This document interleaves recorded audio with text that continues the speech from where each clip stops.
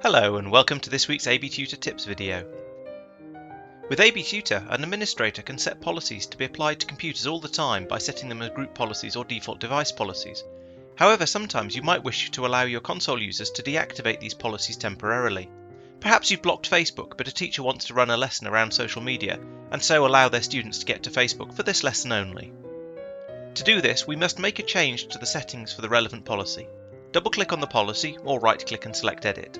Select the Finish tab to access the basic policy settings. From here, we can tick Can be disabled. This allows console users to deactivate the policy for their clients without completely removing it. You should also select If disabled, automatically re-enable after and or re-enable when user logs off. You'll want to set the timer to at least the length of a lesson so that the policy won't re-enable itself unexpectedly. Re-enable when user logs off ensures that whenever the user finishes with that computer and logs off, the policy will return to normal, meaning that the next console user doesn't have to worry about tidying up after the previous one. If the policy is to be applied to individual computers, you can also tick Protected Policy, which will ensure that the policy can only be applied and removed by admins. If the policy is applied to groups or as a default device policy, this isn't necessary, as only admins can apply or remove group policies. After making these changes, click Finish to save them. If the policy is already applied to your clients, it will automatically update when the client is next connected to the server.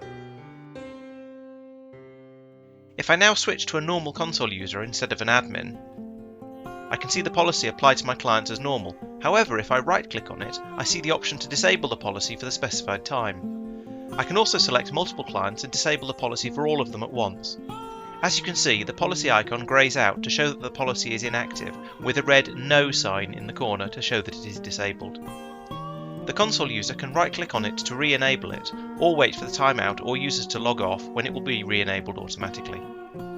This allows an admin to have their recommended default settings enforced across the site, whilst still allowing console users to tweak those settings if they need to. I hope this has answered all of your questions about this feature. However, if you need any further help, or there are any other subjects you would like to see covered in a video, please email us at support@abtutor.com and we'll be happy to help. Thanks for watching.